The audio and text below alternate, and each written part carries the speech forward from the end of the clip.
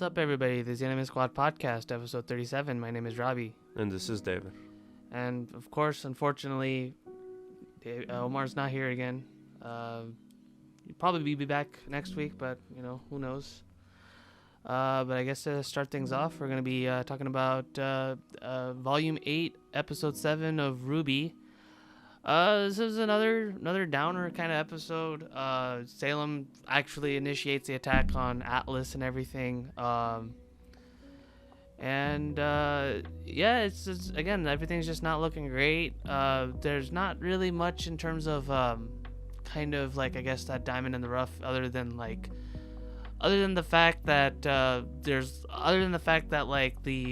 Atlas elites kind of have to sort of comply with the situation and actually give Yang and crew like their actual means of going out and going in to save Oscar and Ozpin and everything, and yeah, everything just kind of sucks right here.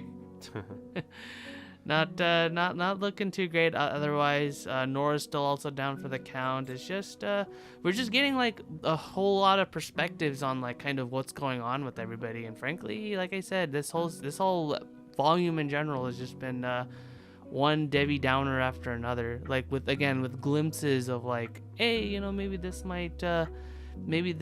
good thing might happen, but it's just so far and few in between that honestly it's like, you know, we kind of expected that this was gonna be just one bad event after another. There's not really much else to really say other than like the ending.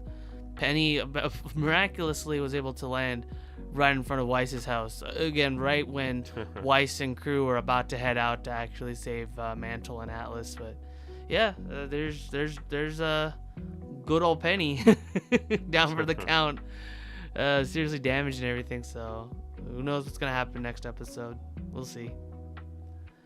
Next show we're gonna be talking about is Onyx Equinox, episode 5. This one's kind of weird. Like the whole thing kind of starts with Azel, and I want to mention that like the whole thing that I was pretty much saying, that Azel is a lot like Shinji from Evangelion, is like 110% true here, because this whole episode pretty much revolves around the fact that Azel whines and complains a lot, and the Outworld's not even in this episode at all, because he just GTFO'd at the end of the last episode, so he's just kind of like he's completely MIA, so everybody else kind of has to deal with him, and same goes for Ken, you know, being the grade A asshole that he is, and June's kind of like trying to say, you know, trying to be the peacemaker here, and then Zanya's like, I don't care, I just want to get to Daliban and just kind of have you guys help us out. Yeah, and that's it. I was annoyed through the whole episode with all the characters. Yeah, none of them really felt like, everybody just felt so hateable. Honestly, at that moment. Yeah, because Azel was just whining and complaining. I think the only one probably was June, because he was kind of like, you know, he was trying to like legitimately mediate the situation, but then Azel pushes him off, you know, when everything kind of heightens. Azel pushes him off. It breaks his leg so bad, like the bone literally like snaps out of his skin, and I'm like, what the hell? Yeah, that was disturbing. Oh yeah, very much so. It was not pretty to look at. But thankfully, you know, of course, with how kind of these episodes go, oh man, one of the characters get hit with something that you gotta save them with. Oh man, we gotta find that one thing. Oh man, the witch. Oh, she's gonna heal us, but is she actually good? We don't know. So that's kind of the whole main gist of this episode. In a way, you can kind of call it filler. That's kind of how I felt with this episode. But it's meant to kind of more so expand on the lore. It expands on the idea of last episode when Quetzalcoatl was talking about how monkeys were like the last time they tried out humanity, they were cursed to being monkeys. So you're gonna see these monkeys in full force. For me, I felt that it was more like trying to connect to the other characters. Yeah. You know? Be more friend to each other. Giving us their weaker moments. Because, like I said, Zanya, despite the fact that, like, the pond was, like, right there, because, like, the witch that was trying to help out June, she says, oh, yeah, there's axolotl in the pond. And for some reason, Zanya is just, throughout the whole episode, is just telling Azel, yo, let's just ditch these guys. Let's just go to Danimon right now. Let's just go. She even, like, goes up and kidnaps him. I'm like, what the hell? I get you want to, like, save your people super badly, but come on, that's his crew. You're basically separating him. She didn't even know him at that point, like, before then. And all of a sudden, she's like, okay, I get the gist. You guys kind of suck. And, like, honestly, I'm surprised that she wants Azel to come with her in the first place, because, as far as I know, Azel's kind of showed the least amount of, like, promise, really, out of any of them. Like, at least June and Ken were putting in some work with the ball. But I guess, because June kind of broke his leg, that's why. And Ken obviously doesn't want to abandon him, so let's just ditch them and just go. Yeah, it's like, this didn't really, like, fare well in terms of, like, showing us, oh, these are our characters. Hey, guys, care about our characters, really, because, what they're doing, anybody would do that, except, I don't think so, but whatever. Yeah, I mean, overall, it was an okay episode. I mean, I guess it was kind of like, in my opinion, it's kind of more of a weaker episode, I guess. Like I said, I guess previous episodes, the voice acting does actually, give us, what do you call it?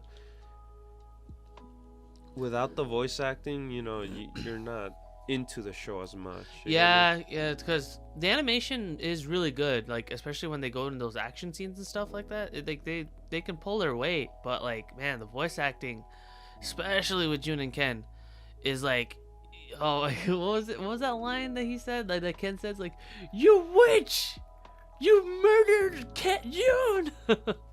Oh man, that actually hurt my throat.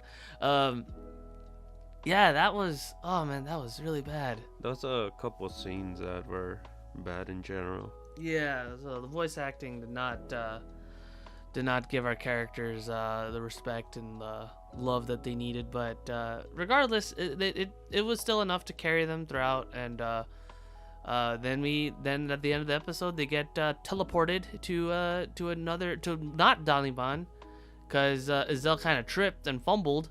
And his screw up kind of caused them to. It's kind of weird. This episode started with the screw up and it ends with the screw up, because he trips, and instead of them going to their destination, they get teleported to a place filled with bird people. So I guess we have another bird. I guess we have another crisis on our hands with that one. And that's where the episode ends. That's Again, it was just a filler episode. It was kind of meant to show, oh, here's our characters. They're not getting along with each other, so then they're fighting. But it wasn't handled that great. All right, next anime we're gonna be talking about is Standing on a Million Lives, episode 12, i.e. the final episode, and this one takes place in the real world. There's not much else to really go off of other than that it's kind of more like not a repeat, but more like a continuation of kind of what the last time our characters were in the real world, where Yotsuya gets like a message from the game master, go out and save this person. So I thought it was more like it was the aftermath of what he found out that he killed someone. I kind of wanted to avoid talking about that. I hated that part. It was, I knew where it was gonna go last episode when they talked about it. Where it's like, oh, look, you look at Yotsuya, he killed somebody. I knew where it was going, but I really didn't want them to just kind of stew on that whole fact that he killed somebody, because obviously the big info dump last episode was the fact that you guys are the one that are virtual, the people aren't. They're real. They were actually real people. I'm just like, oh man, because I saw this coming, and then of course, like a good chunk of the episode this time was like all centered around the fact that he killed somebody. The only craziest thing is that there, in a way, it's not even. Do you call it an isekai? If it's because they're just getting transported to a different. That's what isekai parallel means. World. That is what an isekai is. It's another world. That's the term isekai is so broad that like it can literally like if you see a character go from their own world to another world, then that counts as isekai. That's why anime like Inuyasha or Digimon, the first season of Digimon, they're considered isekai because they're basically like you have your main characters go from their own world to another world. That's an isekai. Narnia is an isekai. But yeah. No, but like by traditional definition though, I guess you do have a point though, because it's like it's a parallel world rather than like, oh, this is the past, or oh, this is like an alternate like past or video game, yeah. So it is different in that light. But other than that, it still counts as like an isekai. But yeah, so we get glimpses of kind of like our new character, who's not, I don't want to go too in depth with, because obviously this is the last episode of the season, but it is worth mentioning that like this is mostly important because this sets up for the second season that's going to be coming out. Later. And then yeah, it just ends off with Yotsuya giving us like his whole ideology in regards to kind of how he views the world, and of course he's pretty edgy. He kind of sees himself above all else. The game master's right there, who kind of has the appearance of a lolly, because I guess that's what her appearance is in the real world, because we never saw what the game master looked like outside of the alternate world. Yeah. So yeah. So then that's how the series, or I guess the season, ends. Now we get to talk about how we felt about the series. All around, the anime, while it was kind of fun to watch, it was mostly painful to watch. Actually, the characters, aside from a few like Iu, and I would want to say Yotsuya, but like the problem is that Yotsuya kind of flip-flops between like his edgy self and his hero self, that it's like he doesn't want to pick a lane, and I don't understand if it's like supposed to be like a kind of multi-tiered kind of personality that he's supposed to have or something like that, but it kind of feels like the story doesn't know what he wants to be. Like there's a lot of scenes where it's like, oh, it's just played off for comedy or goofs and gaffs, but then you also have a lot of scenes where it's just like, oh, here's the main character. Oh man, look at the edge. Look how he looks at the tree. I don't know why I like that scene. He's like, so pissed off at the tree. The corporation's taking his tree. Do I recommend the anime? Not really. This anime doesn't really have anything significant that it stands out on, other than the fact that it centers around a party that can't die, I guess, unless everybody dies. So this takes the whole, if you die in this world, you die in real life, on a spin, because everybody can die, or in the party anyway. But just make sure not everybody dies, because you gotta take your turn, otherwise everyone actually dies in real life. Overall, I give this a 4 out of 10. I don't recommend this to most anyone, unless you're like, you really want the isekai fix, and you really want to go for it. But that's my rating. It's a 4. What about you, David? For me, in general, I would have enjoyed it a lot more. There was a lot of issues with it. Talk about the good things in general. The good things about it, I like the character where he's going at, but the thing is that I guess maybe because it's this first season, we're just trying to get him to go somewhere. Right. So that's why I don't fault him for that right now. If anything, because there's more seasons. He's still developing, I guess. He's still developing. So I don't fault him for that. What else? I like the world itself. Well, the alternate world and stuff. The whole rules and all that. The different. It had the game mechanics and stuff from a video game. Yeah, that was cool. I enjoyed that. The game master himself, because then they had a set of goals to do. Yeah. That quest, yeah. That quest in general. But then after that, I guess this season sucks so badly with so many flashbacks. They had to cut down with flashbacks. I didn't even. I think without the flashbacks, it would have been fine, but there was way too many. What else? What other thing affected?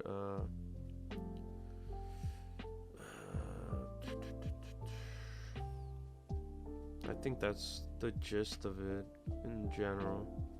The rest of the other characters, I didn't care as much. Yeah. I wish I cared, but I needed more interactions with them more than the flashbacks. Yeah. I think that's about it. The rating I give it, it's a 6. All right. But I wouldn't recommend this isekai. Yeah. In general, I'll recommend other isekai. But for myself, I give it a 6. That's fair. Yeah, unfortunately, we can't get Omar's rating on it, but I feel like next time he's here, he'll have some stuff to do in regards to ratings, and that's how we feel about it. We're not gonna be continuing this anime for the second season when it does come out in July. So if you guys want to check it out, if you guys like, what we like in regards to what you guys think of what we thought of and everything like that, if you guys think differently and you guys want to continue it, then by all means you guys can go ahead. Or hey, if you guys want us to continue it, leave a comment, let us know. It's like, hey, you guys should continue it. Let us know and we'll do so. But until then, we'll drop this one for second season. Our next anime we're going to be talking about is Adachi to Shimamura, episode 11. And this one I liked the fact that we get the context behind why and how Adachi got the willpower to actually talk to Shimamura after basically being completely ghosted for so long. Like, because I know it was for us it's like a span of an episode, but for these characters it's like for a good couple months. I feel, right? It was like a couple months, right, after the second year started. I think so. Yeah. Yeah, and then like legit, like they didn't Adachi never talked to her until she talked with a fortune teller. And it was really funny because the fortune teller was like she was swapping back and forth between different voices and stuff, which I found really funny. And then the way she was like, all right, give me 1,000 yen right now. Oh, if you wanna talk to your long-haired friend, get her attention again, you gotta scream out your feelings and everything. I thought that was really funny. Oh, and then the scene before that when when Shimamura when Adachi found her puppy version and stuff. Oh my god, that was it was touching and funny at the same time. And I was me, I didn't think it was her puppy version. It's just that she was looking at the dog and then she thought the dog cried. But it was just her crying. I thought she was because she said that she felt like she was looking at a mirror when she was looking at that specific puppy. And I feel like the color scheme with the dark blue and and everything, it couldn't have been a coincidence. It had to have been meant something. At least that's how I saw it. If you guys thought differently, leave a comment. But yeah, I thought it was kind of her looking at herself, and I was kind of hoping that she would be I want to adopt it, just to kind of give us kind of that. But it was for what it did, it was fine. And yeah, that whole scene in general was just really nice to see. It was really nice to see that context behind as to why and how it happened. I really enjoyed it. And then that was basically the first half, was just explaining us how it happened, how and why it happened, and I was really glad to see that context. And then when it did happen, oh my goodness, it was just so it was so nice to see the both worlds kind of the Shimamura and Adachi with Shimamura's Pancho, Sancho, and Deshu friends kind of. There was a 5 of them, but you could definitely tell there's a disconnect because those 3, they're what the hell, who's this girl, what's she doing here? Versus hey, Adachi and Shimamura, they're oh my god, they're getting along again. But of course, you also see those moments where like Adachi, or Shimamura is like still thinking, it's like, oh man, we're so close, we're like besties. And then Adachi, she obviously like kind of she gets the gist of her feelings, and she wants to confess, but every time she goes for it, everything kind of like everything kind of just loops around. But for what it is though, it's still really fun. It's still really adorable to watch. And then like that scene where like she grabs Shimamura. She's like, "Oh man, I'm your friend. I'm your best friend." And then like Shimamura like thinks of her as a puppy. I'm like, I miss that. I'm so glad we got back to that. Oh my goodness, yeah, it was all around. It was just a fun episode. I was so happy to see them reconnect again. It was just like, again, it was just like the simple things. You don't know exactly what you want until you get it, kind of thing. And then like, oh my god, when Adachi was just like, "Hey, I'm gonna call you at 7. I eat lunch at 7. I don't know." And she doesn't listen, but Shimamura, it's like the simple things. I appreciate those simple things, and that's what makes this episode for me. And it's really sad that I think we only have like one more episode of this anime left, because I'm gonna miss them. Really hope they get a second season out of it, but we'll just have to wait and see. I wonder what happens at the end. I know, yeah, that's what I'm waiting for too, honestly. I forgot what she said. What did she say? Like at the last moment? She was, well, the thing is, the last scene of the episode had Adachi crying, because she was mentioning, like, Shimamura was mentioning, like, the fact that she was jealous, and like the fact that like, oh, you're starting to be clingy and stuff like that. It's like, hey, what's going on? It's like, are you setting your, like, she's basically saying that you're basically setting your life aside for me. So that gets to Adachi, like, personally, I guess. And then she started crying and everything. And that's kind of where we left it off, really. Like, Shimamura was just kind of thinking to herself, like, what's going on, sort of thing. She has an out-of-body experience, and that's where it ended. And yeah, we move on to our next anime, Sigrdrifa episode. Oh, no, hold on. There we go. Talentless Nana. Episode 12. And, yeah, Nana saves Michiru after that shower. It was not looking great for Michiru, because it looked like she was kind of passed out in the shower, and she probably would have died of a fever.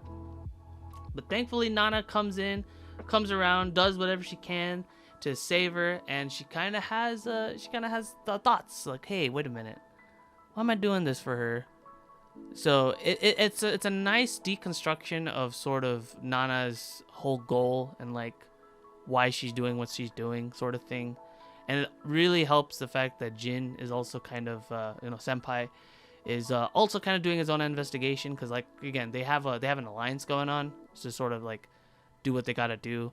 But Nana's like, she's just kind of like doing what she's doing, she's killing the students, the talented, to save them from the enemy, because they're the enemy of humanity and everything.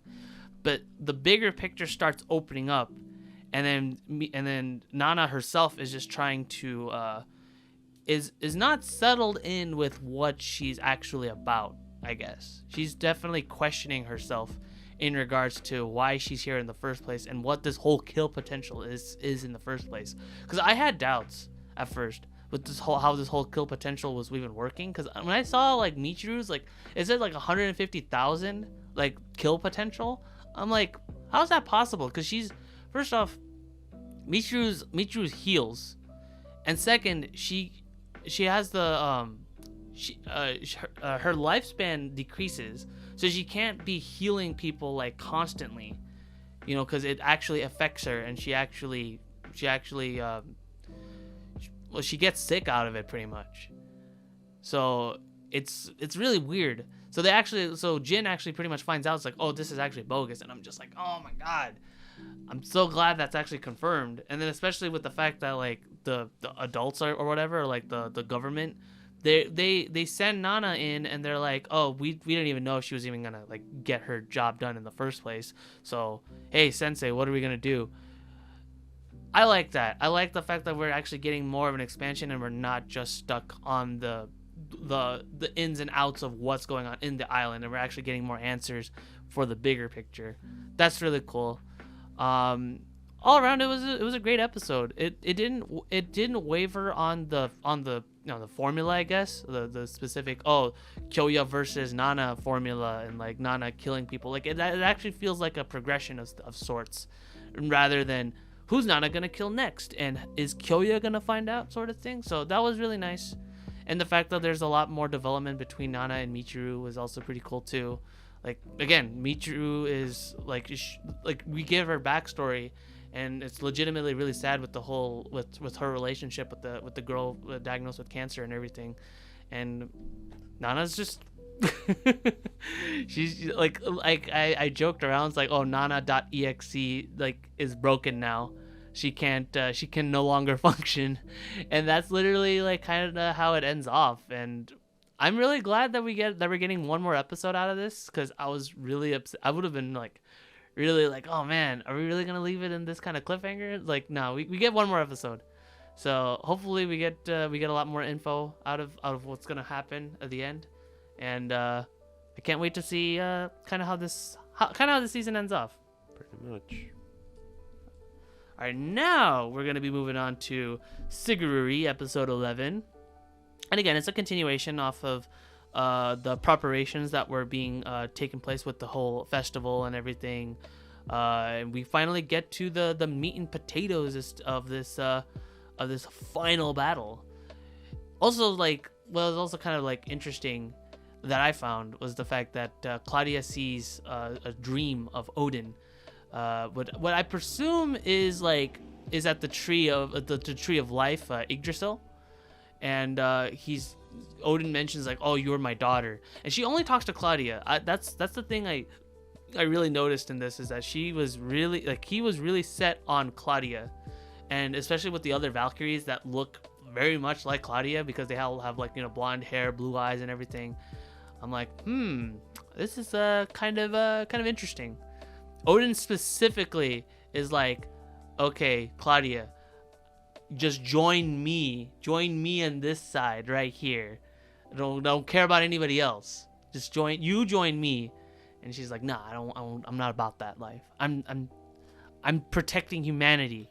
I don't care about the gods. I don't care about Ragnarok. You're not my dad. You're not my dad. My dad is here in the real world. So that was really cool. The preparations bit had one particular scene that me and David found funny. It was at the younger Valkyries, because they have their own entourage of pilots as well, and like they're all significantly older, and like these two in particular really reminded me of the three dudes that we've been seeing throughout the whole series. They're so in sync. And they all have like that one like really funny pose, like where they're just like smiling, and they have like, oh my god, it was great. It was great seeing them. I hope they make it out okay. Yeah, that second wave, it hits. They're significant. I love how the story even admits that we're significantly weaker. We've lost a lot of Valkyries in that last fight, so this might not pan out well for us. But we're gonna give them hell. We're not the same people that they fought before. So a lot of what happened in this episode is very much like a similar sort of repeat as to like the last time they were here, when they entered the Mount Fuji pillar. And we see Thor. We see him swing his axe, but obviously he misses. And we see the Valkyries fight off the black-winged Valkyries and everything. And then we also see Odin in his new look, very much fitting of like a final boss kind of look. Which again, I kind of had my suspicions that this guy was not looking too good in regards to like his alignment and everything. Like I didn't believe that he was like a good guy as much, because he kind of always had that evil kind of smirk. And yeah, here we are. He's the final antagonist of this whole thing. And will our heroes be able to win? Find out in the next episode of Sigurdrifa, because that's gonna be the last one. Can't wait to see how that whole thing goes. So we'll have to wait and see. Yep. All right, next anime we're gonna be talking about is Taisō-Zamurai episode 11. Again, oh my goodness, this anime really delivers on its gymnastics, because oh my gosh. So all around, Ray is pretty much still bummed out with the fact that Leo just says, okay, I'm gone. I'm going back to London. I'm gonna go back to my ballet. You know, Samurai. You know, Joe, he can handle himself and everything. But thankfully, Ray gets the resolve from her friends that, you know what? No, let's go get our boy back. Let's go get Leo. Big Bird's there too. Everybody's here. And at the same time, you see Jotaro going at it with his gymnastics. He's fumbling a little bit. You know, he's not. There's a little shakiness, and then you see Tetsuo. Yeah, he's not concentrating because obviously he doesn't have like his full support and everything going on. But like he's at the same time, you also see Tetsuo just going at it, because before Tetsuo wasn't doing too good last round, but this time he's like, I got my armband off. I'm releasing 100% of my full power and everything. And man, Tetsuo is just giving everybody the run for their money. It is just insane. It's brutal with how clean his performances are. And then like at the same time, you see Jotaro kind of fumbling a few of his steps, and landing wise and everything like that. So he gets good points. Like he's not getting up there. But then at the same time, you also see Ray, go chase after Leo and everything like that. And oh my gosh, I was just like, I was super hyped, but at the same time, I'm like, wait, do they let like birds go into airports and stuff? Wait a minute, is this like completely okay seeing them like kind of do that and all that? It was bonkers, it was insane, but you know what? I was on board. I was like, nah, we're doing this, man. And yeah, thankfully, despite the whole this whole scene, this whole airport scene really reminded me, and I know, David, you wouldn't understand this, but like it really reminded me of like a Bollywood movie, because like a lot of Bollywood movies had to have this sort of like won't they ending where the main lover is the guy or the girl is like trying to go like to a different country or whatever, and then like the hero or heroine like kind of runs into the airports like, hey, and then oh my goodness, against all odds is able to find him. It really reminded me of that, except of course with Big Bird in it. Who bravely sacrificed his life. Jeez. Nah, thankfully no, Big Bird's okay.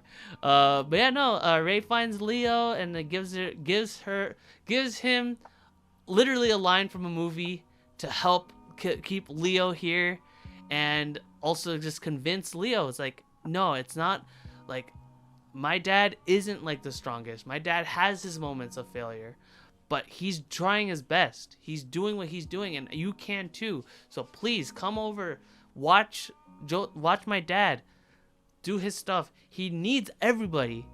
But thankfully, he does come around. He does come in, and Grandma puts in that notch to make sure they make it back to the event on time and everything. Oh my god, it was just so good. And then when Leo does finally show up, Jotaro emits that awesome samurai energy, Ultra Instinct energy, and immediately just goes for he goes for it.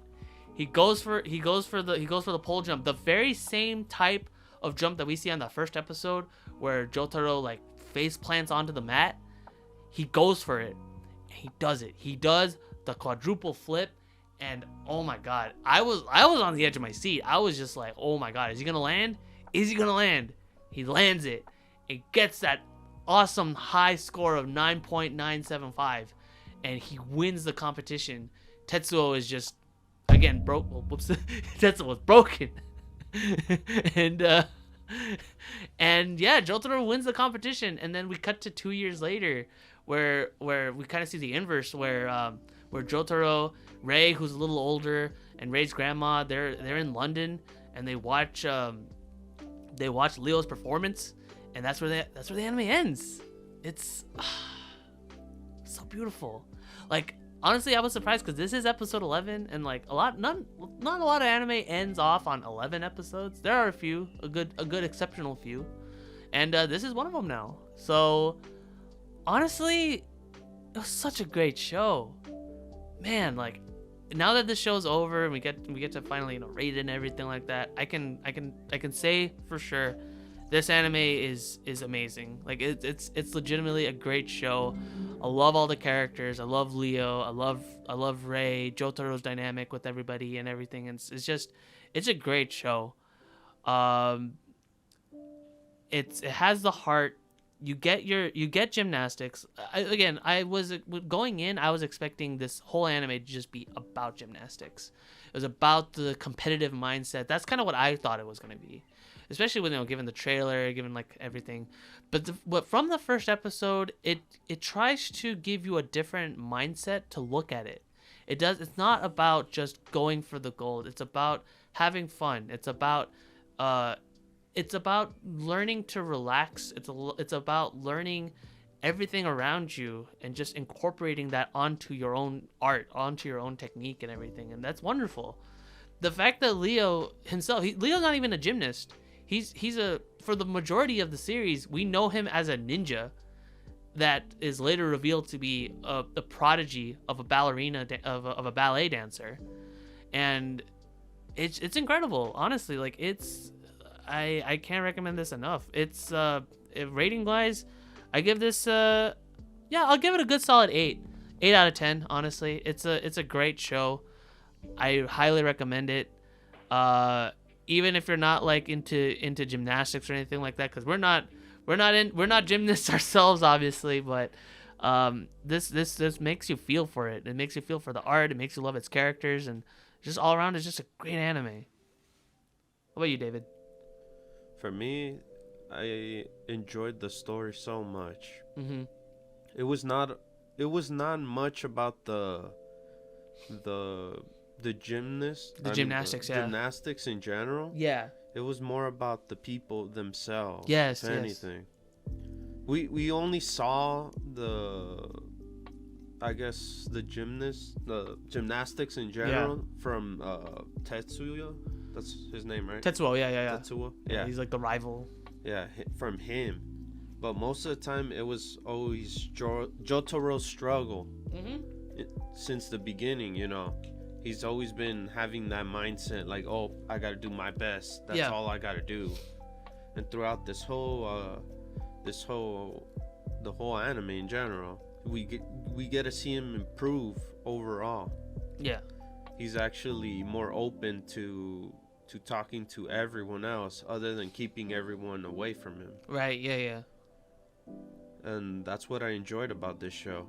It's like the gymnastics exists, but he pushes it aside so he could talk to his family. Yeah. Talk to everyone around him that cares about him. That's what I enjoyed about the show the most. And of course, the other 3 characters too, because, it's not always Joe. It was Ray and also Leo. Yeah. And then, I guess, what's his name? Whatever his name Tetsuo? is. Yeah. Yeah, Tetsuo. It was a minor thing, but, we got his whole thing, man. Yeah. It feels complete, yeah. Yeah. Most of the characters I enjoyed the most. Mm-hmm. No one was extremely annoying. I really enjoyed the show. Animation wise, I had fun with all the general look of the show. Mm-hmm. The only thing that killed me a couple times was the CGI, but CGI is always not perfect. Yeah. It got me to a couple points that I'm like, oh, I felt it. Mm-hmm. But other than that, yeah. I give this show 8.5. Okay.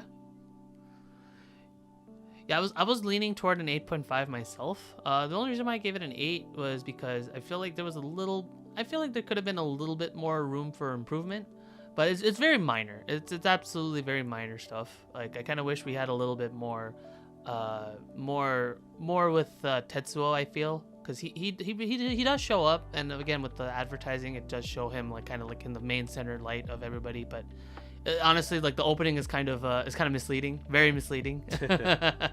Tetsuo is there, but he's not a major player. In fact, like a lot of the main characters also don't really acknowledge him as much either. Like yeah, Jotaro kind of sees him, but he's just in it for the fun, really. He's not in it for to be competitive or anything like that. If anything, it's all Tetsuo that he thinks like, oh, Jotaro's like the one that's like I'm trying to surpass. But no, all around this anime is very enjoyable. Definitely give it a watch, even if you're not like super into like gymnastics or anything like that. It's still a lot of fun. The characters are great. It's just you feel for them, man. You feel for them. That's why it's high up there. All right, next anime we're gonna be talking about is Majo no Tabitabi, The Journey of Elaina, episode 12, and this anime is this episode is a lot of fun as well. The last episode we had like body swaps, and this one is all about that alternate worlds, baby. Oh boy. We see Elaina go into a different country that supposed to be a different country, but it's actually shows all of her past locations from Fran's treehouse that she learned her magic with, all to the the doll adventures. sounds. Yeah, it's a reflection of everything that Elaina has done up until this point. And it's just a lot of fun just to see like all these different like locales. And eventually she decides to rest up at the castle from that one episode with the witch and the dragon. At first, I thought it was what do you call it? A reintroduction of her? No. Well, once we got into the castle in general, and you saw all the paintings again. No, the people. Oh, the people. Oh yeah. They were pretty much what do you call it? Clones of her or something. Well, not really clones, but more so that they're alternate. That's what I thought at yeah. first. Oh, we didn't get that towards the end. We didn't get that. We didn't get that context. Yeah. Yeah. So at first they were clones, or what was it? Everything was in her mind. Yeah. That's what I thought. But yeah, it turns out that these are all alternate worlds. This in a way, this feels like kind of like an expansion of kind of what Standing on a Million Lives was talking about with the whole parallel world kind of things. Like if you decide to go this route instead of this route, then you end up in a different place and the outcome is different based off of your decision.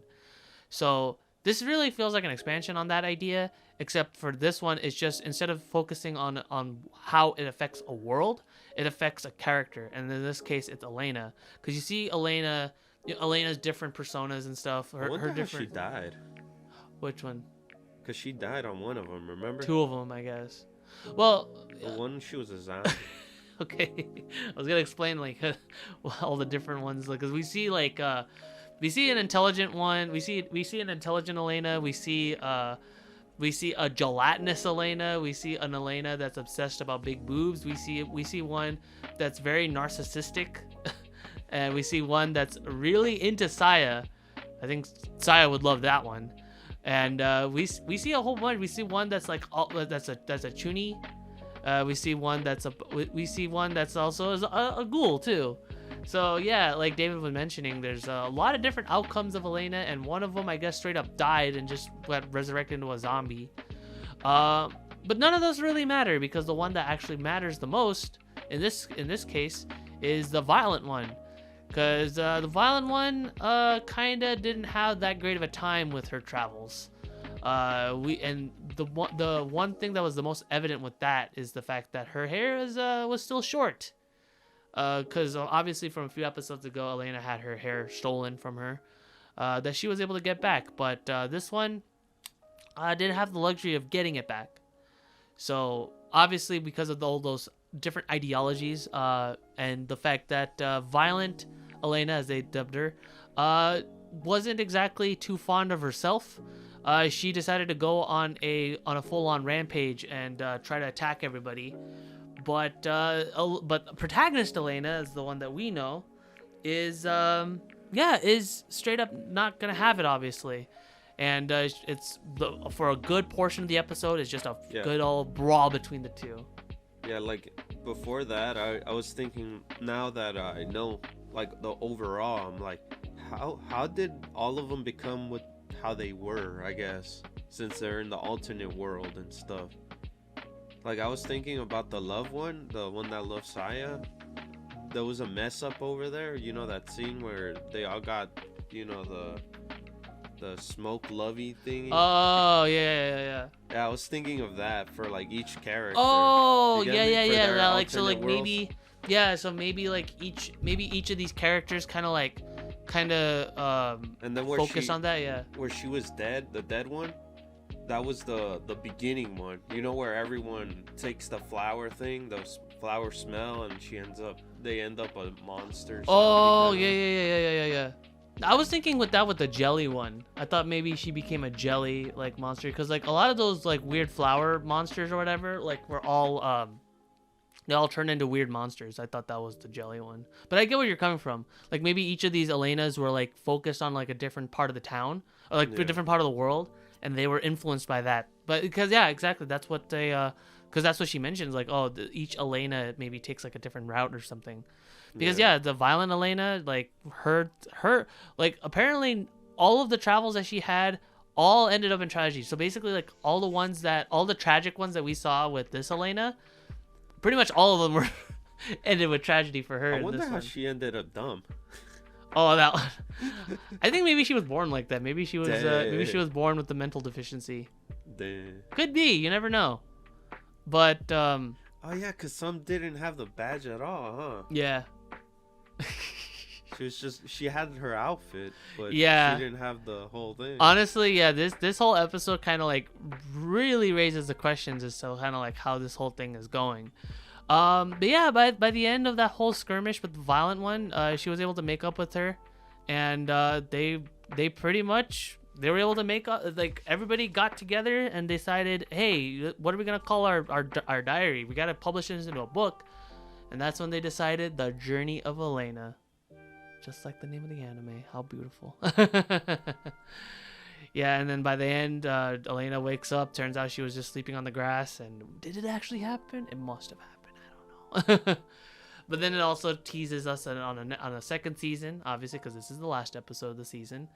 And we get introduced to a new character named Amnesia, who Elaina mentions as the narrator that this Amnesia character is gonna be tagging along with Elaina on these adventures. So honestly, if this is somehow a season 2 announcement, I cannot wait, because man, this anime was just a roller coaster all around. It was just beautiful.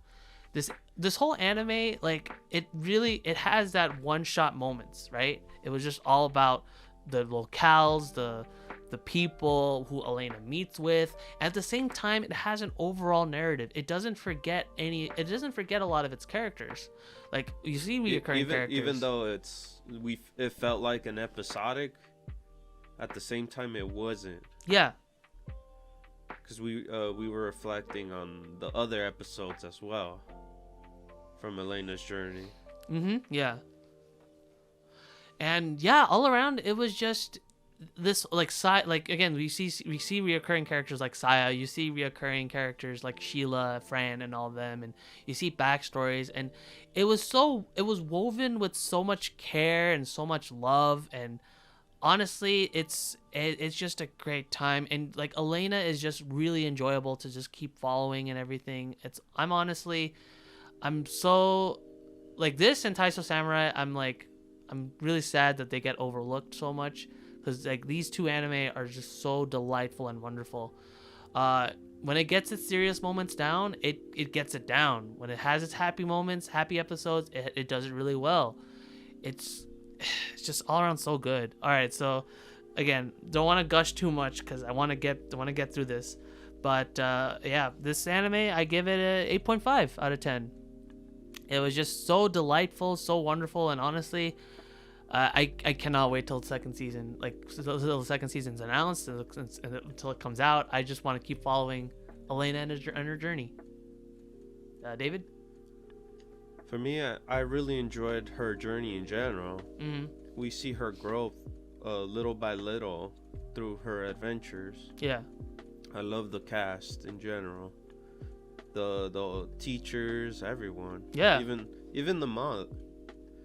So it was so enjoyable throughout the whole journey that I never felt bored at all. Oh yeah. There was never a bored moment on this show. every episode that came up, we always wonder. It was the always wonder game. Is this gonna be a happy episode or a sad episode? But that was the best part of it, you know, not knowing what would happen. Usually that doesn't tend to happen for certain animes, but this one just brought it up, since it was always different, and that's what I loved about this show. I wish we had more about it. I mean, the show itself. I wish there was more episodes. We want more. Yeah. But how it ended, it was pretty good. We didn't get a extreme good thing or a bad thing. It was just in the middle. Oh yeah. And that's what I liked about it. And animation was amazing at times. And I think that's about it that I could say.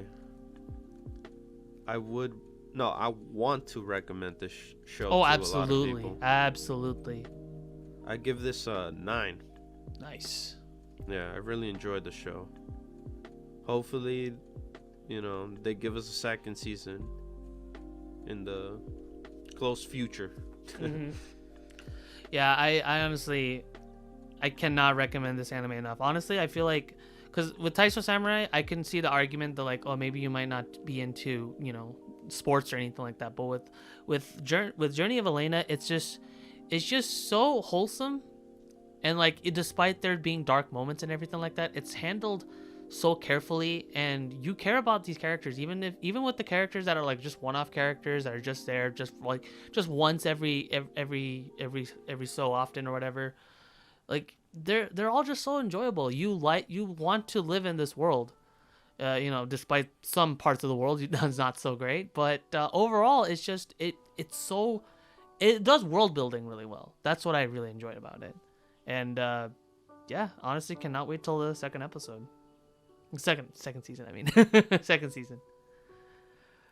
All right, next anime we're going to be talking about is The Day I Became a God, episode 11. And of course, I've said this before, that the sad train that took off on episode 9 is still chugging away. We pretty much see Yota's kind of struggle in getting Hina back, if there's even a Hina to bring back. That's the main thing. There's not really much to say about this episode other than kind of like how I generally felt about this whole episode, or I guess this whole sort of part of the series, and it is sad. It is just sad to see this once super bubbly, energetic character being reduced to not a vegetable, thank God, but I'd say arguably worse, because it's like, despite the fact that Hina is able to somewhat communicate, she has the fact that she's rejecting pretty much everything that Yota throws at her, but like at the same time, it's like he's trying his best to try to reconnect with how Hina was, and you know, everybody's on his side. It's just so sad to see, because again, it's because of the magic that, like with air quotes of course, magic that this character brought to everybody. This sort of, you know, life change that she brought to everybody around her at that point. It's just so sad to see kind of like her, you know, be this. And again, it brings up a viable question. Was it even her in the first place, or was it just the machine that was embedded in her brain that was actually responding to Yota and everything? At me, at first, I was like, oh damn.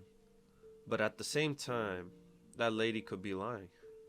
Yeah, exactly. You know, you have a point, because like we see also in the lady's backstory that like she had a child herself, and despite the fact, and I think this pretty much cements the fact that science can pretty much screw anybody, any family in particular, with how they go at it. You know, they pretty much have the mentality, at least, you know, given in the context of this anime, that like the government and just like the corporations in general are just basically screwing you over. you have this mother that just had a child taken away from her, being experimented on, and then when she got her child back, she's not the same person anymore. Like, she literally could feel that that's not the same baby. And then she pretty much dedicates her life to helping other children walk and, pretty much get their life back and everything like that. And Hina is pretty much like one of the worst cases she's ever seen. And Hina is pretty much only been open to her. Like, I can't really call her an antagonist at all, because what she's doing, it makes sense. Given what she's doing, given what she's doing for Hina and everything like that, it makes sense. But at the same time, it's just really sad to just see everything. And again, Yota has good intentions. He orders a video game. He orders a video game console, the same console, the same game that Hina used to play, back when she was living with Yota and everything. And now she just pretty much has to relearn everything. He goes up. It's so sad to see. At the end of the episode, his cover more than likely gets blown, because the lady pretty much figures out, like, wait a minute, who's this guy, who's this Yota guy, looks into his whole credentials and everything, and finds some fishy stuff. For me, it was confusing at first. Oh yeah, because I'm not entirely sure she found out. It's more like we don't know yet. Yeah, for all we know, it could be Hiroto just playing a prank on him or something. We don't know, but yeah, we got one more episode left, and we'll see. It's not looking too great. I'm not too thrilled about it for obvious reasons, but we'll have to wait and see how it goes. Alright, next anime we're going to be talking about is Dragon Quest Dai's Adventure, episode 12, and last episode we left off of was where Dai and Pop are rescued by Crocodine's Griffin, and a fellow veteran soldier finds them and decides to rest them up to full. And at the meantime, Dai and Pop train to go fight Hyunkel one more time. They learn, or I guess Pop learns the technique Zapple, and yeah, they get their training montage on. Finally, man. Yeah. Finally, Pop has guts. Yeah. I mean, like, it's really cool. He had it before, but it wasn't to fight for. Yeah. Now he's fighting for something. I like the approach though. The approach of the fact that Pop, even when they fought Hyunkel, was even thinking of like running away. I wanted to run away so bad, like a coward and everything. But then I realized that you and Mom are both fighting for this. And then at the same time, Mom is obviously captured and everything. Thankfully, it doesn't last too long. It barely even lasts like an episode, if anything. But Mom is captured by Hyunkel, and then she mentions that, like, hey, Hyunkel, your dad was a great person. I don't think your dad would have wanted to see you go through this path of darkness and everything. And it struck a nerve on Hyunkel. Like, he legitimately, like, was thinking, like, man, what's going on? What's going on with me? Why did I have to slap a girl? She was defenseless in the first place. Why did I do that? So he's having doubts. He's having a lot of doubts. And all around, it was a great episode. Oh, and then of course Dai and Pop do eventually go in. They get their training down and everything, and they go in for the rescue, baby. Go in to rescue Mom. And then that was a weird scenario where they were going in the cave itself. Yeah. At first they were looking for her, but then at the end they went for an exit. Yeah, they were looking for an exit because I guess they were getting hunted down by all the monsters and stuff. Yeah. And then they eventually do find Hyunkel, and the fight begins. We get our rematch, so we see Pop charge up his energy, and then boom, Dai goes for the Zapple and gets him. But is Hyunkel dead? Oh man, Jeez. Nah, but it's all around, it was a great episode. It definitely feels like a traditional like Shonen Jump kind of episode, or like kind of situation where it's like our heroes fight off a villain, they don't win. It's cool that we get both sides. Yeah. Oh yeah. We get both sides of the coin. You know, we get the die and pop, them training, them trying to heal up and train and everything, going for that rematch. And at the same time, you see Hyunkel, again, like being on odds with himself. He talks to Hadler too, and he mentions that like he also has resentment for him because if it wasn't for Hadler losing to Avon or not being strong enough, then his dad wouldn't have had to die.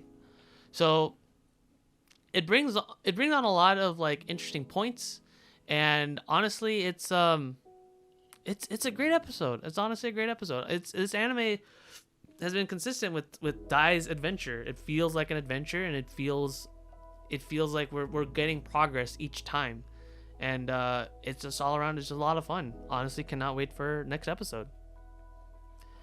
All right, and last anime we're gonna be talking about is Jujutsu Kaisen episode 12. If Omar was here, he would say "Woo!"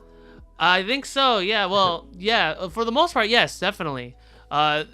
It's this anime is a roller coaster. This episode is indeed a roller coaster. Oh my gosh, because it starts off with pretty much I'm sorry. Episode 12, yeah. Episode 12, yeah. Episode 12 of Jujutsu Kaisen.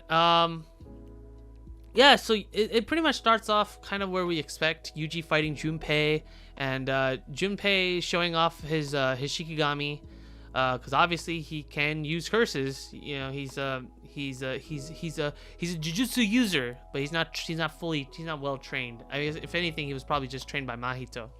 But yeah, so he pretty much goes off and fights Yuji, our boy, and things again, like you think that it would be kind of like more even, but Yuji got the upper hand.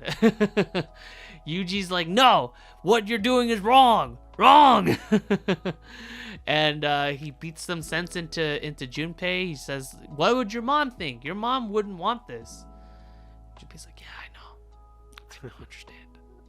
And it was so upsetting. It was emotional, and obviously it got to me. You think that with Yuji talking with Junpei and like telling them like, you know, all this stuff, and you think that like Junpei, you know, things would kind of like turn out better, but obviously that no good son of a bitch Mahito shows up, and you know things aren't that well, because obviously that scene was so depressing. It is. Even when when Junpei was talking too, I was like, oh my god. Yeah, because at that point you know that like Junpei still kind of trusts Mahito. Like he didn't do anything to like be like, oh, you know, Mahito's actually a bad guy, because that was his only exposure. That was literally his only exposure to seeing Mahito. And then obviously Junpei, when he does realize that, wait a minute, bad guy, that's what Mahito is. He didn't realize it soon enough, and unfortunately he transfigures Junpei's soul into a monster, and no, he realized that he turned his mom into the monster in that living room. No. Oh. He didn't die. No, she didn't. She died because she had the finger. Oh yeah, the finger. Yeah. Remember, the finger attracts other curses, and then the curses killed her. Yeah. Yeah, she wasn't. Yeah. But that was because of him, right? Huh? Yeah, Mahito put it. Not Mahito, but the other dude put the finger there. Yeah. Because he wanted emotional, quote unquote, emotional drama. Yeah. They were literally all just playing Junpei as like a fiddle. Pretty much, he was toying with him. Yeah, absolutely, all the way until the end. Yeah. And it's sad, the fact that Yuji pretty much witnessed this. Absolutely enraged him, and we see a very satisfying beatdown. So satisfying. Oh, so. Well, prior to that, obviously, you know, Junpei is fighting him, and he's thinking, "I'm gonna fix you. I'm gonna try and heal you."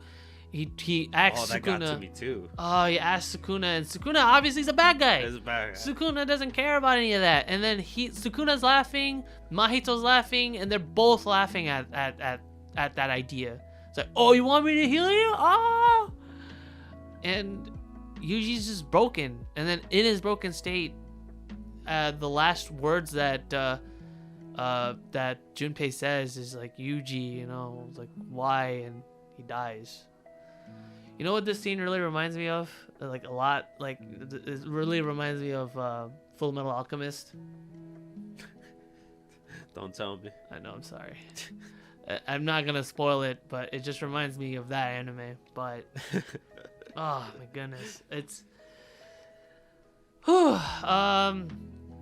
and yeah, thankfully Yuji gives this man a beatdown so hard that it hits his soul, and the soul even feels his attacks. And under no circumstances, despite the fact that Mahito wants Yuji to switch over, he's like, nope, I'm not gonna switch, because I'm gonna be the one to kick your ass. And he, oh my god, it was like, for the most part, it was one-sided, despite the fact that Mahito does get like get the sneak up on him and everything, puts holes on himself, puts holes on Yuji. Is just, oh my goodness, it is a beatdown for the sake of beatdowns. It's funny. Also, that scene where he tried to Mahito tried to take over our protagonist. Oh, he tries to turn Yuji into like into puppet. A monster. Yeah. He can't do it. He's immune to it. Yep.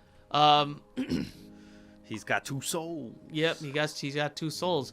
So when Mahito eventually does eventually like get Yuji, and he tries to like transfigure his like Sukuna's soul or whatever, Sukuna's like, no. Look, I get it. You and I were laughing at this boy trying to do what he kept trying to do what he's doing, but who gave you the right to try to transfigure my soul?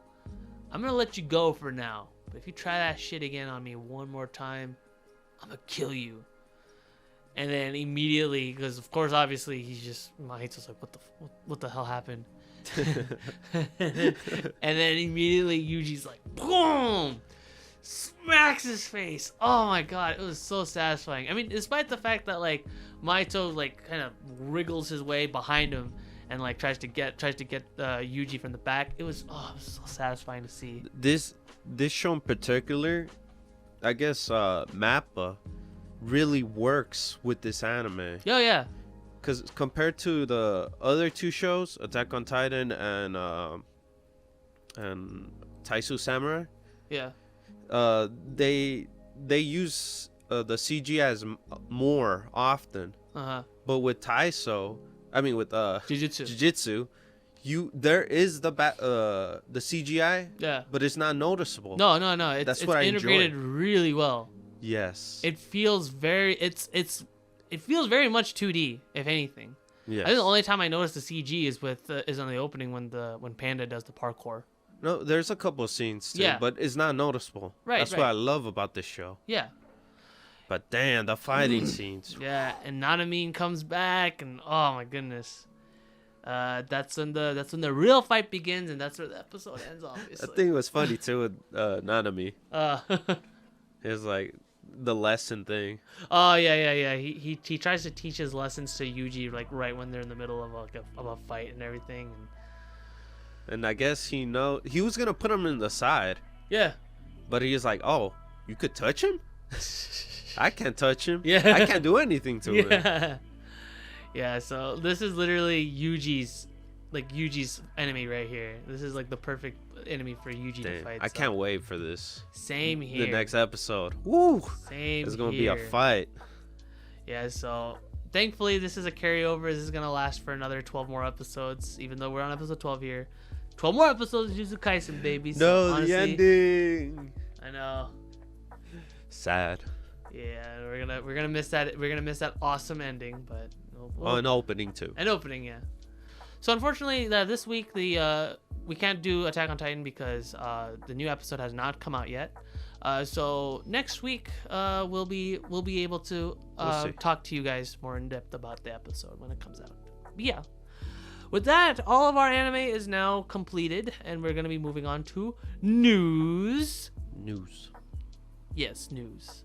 And first news we're gonna be talking about is Among Us is now available on Switch. So if any of y'all have ever wanted to play Among Us, but you guys don't like you guys don't like mobile controls, or you guys don't have a PC, then this is the game. This is it for you. You can play it on Switch, and I'm pretty sure it has crossplay, right? Yes. It makes sense. Yeah, it has crossplay, so you can literally be able to play with other PC and mobile users, and if you want, and it's great, honestly. It's available right now too. So if you guys have a Switch, go ahead and get the game and play with your other buddies, because it's so great. far. How do you enjoy it? Among Us. Among Us is a great game. I also have a friend that did actually get the Switch version, and he said that it plays great, and the connectivity is really good if you have good internet and everything, and even if you have shoddy internet, it still controls real well, because of the fact that Among Us isn't really that intensive of a game anyway. Mm-hmm. So yeah, it's great. I guess, what are you looking forward to later on, other than the map, of course? I guess in regards to mechanics, I hope that we get bigger parties, because obviously 10 is a good number, but the problem though is that the game gives you the option of having 3 imposters, so I feel like having more people in a party would definitely help with that number, because 3 imposters with 10 people, that's a little too ridiculous. So having maybe 12 or 14 people would really help, balance that. So yeah, being able to have more people in a lobby, and then also I guess more unique tasks, I guess, or stuff like that, I feel like would definitely help out a lot. So I'm looking forward to kind of what the Among Us team is, what Inner Sloth is has cooking for us for Among Us. Obviously, they canceled Among Us 2 in order to continue development on Among Us, the original. So can't wait to see what they got in store. All right, now next we're gonna be talking about is Cris Tales. We get gameplay footage, and it looks great. So the way that the game is set up is, as the gameplay trailer kind of talked about, is the fact that Cris Tales has a past, present, and future kind of setup going on. We already knew that, but it actually overlays on top of each other. So during normal gameplay, you play as the main character, Cris Bell, and you play in the present time, but on the left side of the screen, in a nice kind of triangular sort of design. On the left side of the screen, you have what's going on in the past, and then the right side you also see what the future has in store. So based off of your actions, as on whether what you do in the past or the present, you affect on what's going to happen in the future, and I guess in this case the present as well. And it's really cool. There's a lot of intricacy, design to it, and it really gives me Chrono Trigger vibes, because Chrono Trigger is the other game that I can think of that has this sort of design where what you do in the past affects the future and the present, and so on and so forth. It's crazy what they did with this game. Oh yeah, the animation and the art. Whoa. Yeah. It was nuts. Yeah, the fact that they painstakingly created a world not once, not twice, but at least 3 times, and I say at least because they mentioned themselves that certain quest lines literally alter the future multiple times, so they had to redraw the environment and everything multiple times, up to 9 times for each part. So it's insane, the amount of intricacy and detail, and the combat. Oh my goodness, the combat! The fact that you can be able to send enemies to the past, you can be able to send enemies to the future. You can be able to. Cool. That's really cool. Yeah, I think that was amazing with how they handled that, and the fact that a lot of depth went into the combat. The only thing I'm concerned about is whether or not combat's gonna feel too long. Because I know they mentioned that this game is going to be about 20 hours long, but I'm hoping that the majority of that isn't just long drawn out battles. Because I know some games one example that I can think of is shoot, what's the game I'm thinking about? Put it on the screen. Hylix. Hylix. No, Hylix. Hylix has a lot of intricacies with its animation, but unfortunately, because of how intricate the animations are for Hylix, when you fight an enemy, the fight lasts for a long while because some enemies they're attack sponges. But that's like one example that I can think of. I'm hoping that Crystal doesn't fall under that with the intricacies and everything like that being too center focused, but it's just a minor thing. I guess from the game trailer itself, it was they were explaining it and it was taking a while. Yeah, that's why. Yeah. So I bet you when you're playing your own, you'll be quicker. I think so. That's what I'm hoping for too. But yeah, with the intricacies, the time traveling mechanic and everything like that, I'm on board. I am super on board. I kind of want to see more of kind of how this game works, and thankfully it's coming out next year. When next year we don't know yet, but it's coming out. We got a lot more. We have a lot more info now in regards to like the gameplay and everything. So honestly, cannot wait. Yeah, it's due early next year. Yeah, hopefully that stays that way. Yeah. All right, next we're going to be talking about is Dragon Ball FighterZ. We got 2 new characters introduced to us. The first character that we kind of already knew about for a good couple weeks or so now is Super Baby 2 from Dragon Ball GT. And he looks great. Honestly, I can see why people aren't super excited about it because, a lot of people kind of wish Dragon Ball GT didn't exist. But me personally, I enjoyed GT for what it was. It's probably like my least favorite Dragon Ball entry, I would say. But for what GT was, it was still fun. And honestly, the fact that they picked Super Baby 2, like, I'm just gonna call him Baby Vegeta. The fact that they picked Baby Vegeta here as a character, I feel like makes the most sense. He was the most memorable, like, of the main villains of the series. I guess some people could argue probably Omega Shenron, but no, Super Baby 2 is honestly like a good pick in my opinion. And the trailer that just dropped, it actually just dropped today. Oh no, last night. It just dropped last night. Looks great too. He has all of his like weird moves, and the fact that he's like, it really accentuates the fact that like Super Baby 2 is like his own character, because even though he's like taking over Vegeta's body and stuff like that, in the context of like the story, he is pretty much his own character. His body's really weird looking and stuff, and he's got his own moves and everything. So I'm really happy for what he is, what he looks like. He's really cool. And then of course they also announced one more character literally at the end of the trailer, which was Super Saiyan 4 Gogeta. So that was kind of crazy. I was kind of expecting that they were probably going to have some kind of Gogeta, like Super Saiyan 4 Gogeta kind of in there. But then because the fact that like Super Saiyan Blue Gogeta from Broly kind of has like moves implemented in his kit that was derived from Super Saiyan 4 Gogeta, I was thinking, okay, maybe they're not going to add him on here. But then when that end of the trailer dropped and you see Super Saiyan 4 Goku and Super Saiyan 4 Vegeta like do the fusion dance, I was like, oh my god, they're doing it. They're bringing back Gogeta. And yeah, with that, we got the full lineup of the season 3 characters. We got Super Vegeta 2 and Super Saiyan 4 Gogeta. That's kind of crazy. We got 2 back-to-back GT characters in this game, so we'll see how that goes. So far we only know that do they have a release for Super Baby 2 yet, or no, we don't have a release date yet, but we're thinking it's gonna be soon, because obviously they showed more gameplay for him than anybody. And Super Saiyan 4 Gogeta, they just literally just had on the trailer they did though. Yeah, I think let me see, hold on, January 15th. So yeah, Dragon Ball GT fans, you guys are gonna eat well tonight. All right, next game we're going to be talking about is Fight of Animals Arena.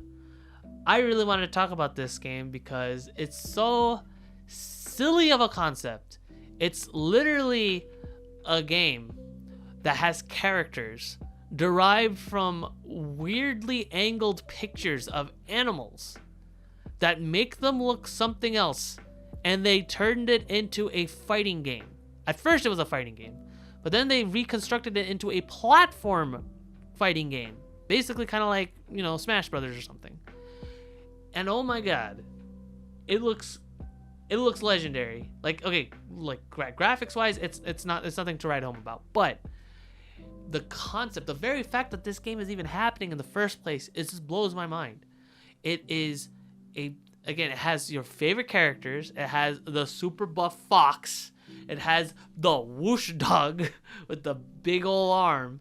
It has magic squirrel. Muscled beluga. It is just so weird of a concept of a game that I just wanted to talk about. And it's actually coming out on Steam. I remember when this game was on early alpha, like, it just had a proof of concept. It was just it was just a regular fighting game, 2D fighting game and everything with life bars and everything like that.